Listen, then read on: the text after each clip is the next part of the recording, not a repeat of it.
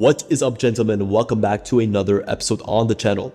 On today's episode, I wanted to discuss and reframe a very controversial book, and one that you will have most likely heard of before, which is Robert Greene's 48 Laws of Power. And I'm going to be outlining some of my key favorite laws, and I'm going to reframe them in a way that really allows you to see the true positive nature that you're able to extract from these laws, and to sort of reframe the book in a way that you might not have heard of before. So what are these laws? I'm about to get right into them.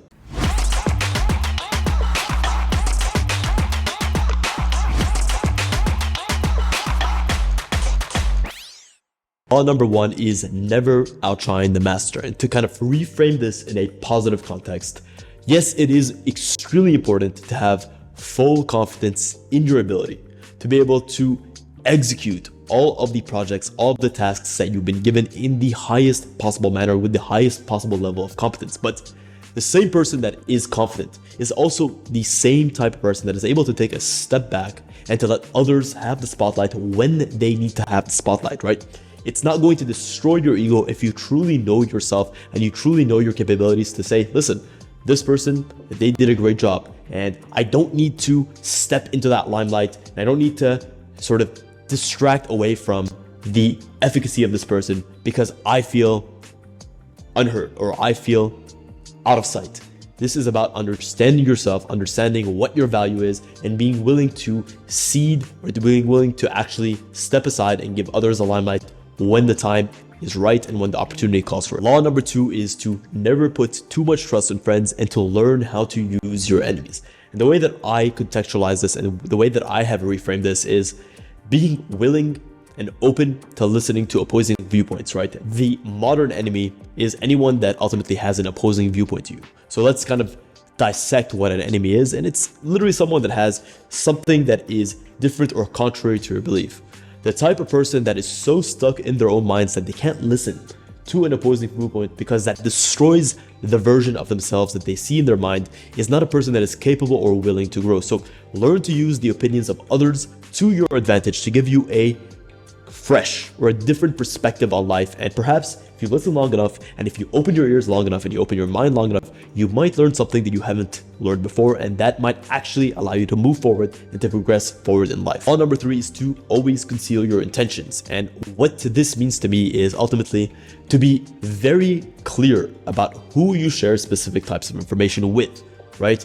Every single scenario, every single meeting that we have is an energy exchange. You need to be very guardful over the energies that you put out into the world and to be willing to hold on to the energy when you need to, and to be willing to share that when you need to. So this is just about being mindful with how you put out your energy into the world and being selective in terms of which scenarios are capable and are sort of useful for that energy to be put out, and which scenarios you're better off just not saying anything at all and just allowing them to have their moment in the sun and to move on. Law number four is to always say less than necessary. And what this means to me is to always listen more and say less.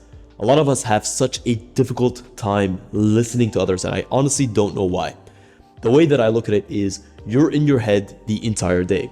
You're listening to yourself on repeat, on and on and on and on. So when you're meeting someone, when you're out with someone, when you're having a conversation with someone, you now have the unique opportunity to listen, to actually learn from the experiences of others, to be able to be open to a different viewpoint, to a different perspective that you will most likely not have been exposed to before. So always listen more than you speak, and always be willing to just take the time to truly embrace and to engage with what you're listening to and what is coming your way.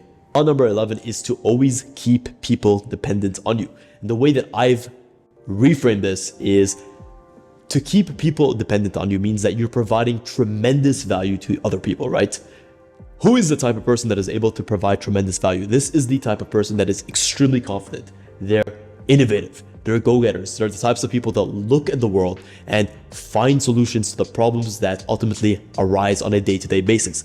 I'm the type of person that wants to become invaluable to the people that I meet, and I want people, when they met me, to say, listen, I'll never find another person like this again. They are truly special. And I position myself and I work on myself to become that type of person, because when you become that type of person, you ultimately attract people into your life, whether it's in a business setting, whether it's in a family setting, whether it's in a personal setting, that will match that kind of caliber, that kind of energy. And by doing this, you ultimately create a network of valuable allies where it becomes a mutually beneficial relationship. Law number 21 is to play a sucker to catch a sucker, and to use honesty to disarm your opponents. And the way that I look at this is, ultimately, you need to be able to show moments of vulnerability, to be able to open yourself up in specific scenarios, to just create a deeper and more meaningful and more honest connection with those around you. The type of person that is scarred, or they're afraid to be vulnerable, or they are always extremely closed off to others, is not the type of person that inspires the love and the commitment from others, right? And the love and commitment from other people. So you need to be selective about when you do this and when you don't need to do this, but being too far in one direction is always a bad idea. Be willing to open yourself up when you need to. Be willing to show vulnerability when you need to show vulnerability. This is ultimately going to allow you to create more open, more meaningful, and more honest connections with you and those around you.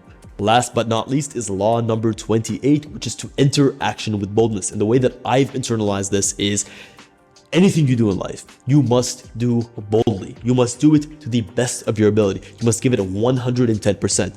As simple as it may be, as mundane as it may be, as trivial as it may be, you must give it everything that you have and leave nothing on the table. Why? Every single opportunity that you expose yourself to is an opportunity to bring the version of yourself that you wish to bring.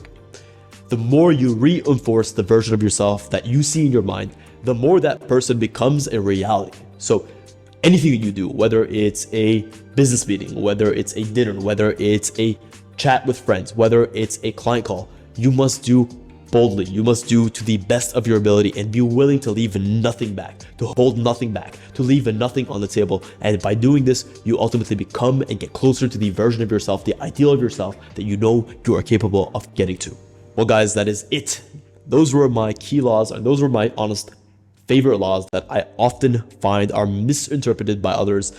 And Robert Greene's book really does get a bad rap because people don't understand the underpinnings of what a lot of these laws mean and how to implement them in a way that is positive and empowering, not only to yourself, but those around you. I consider it the medicine that soothes the soul, that allows you to create meaningful connections and to get the things that are important to you and the things that you know you deserve. So let me know which other laws you would have liked to see in this sort of reframing episode, and let me know which of these laws you personally adhere to the most.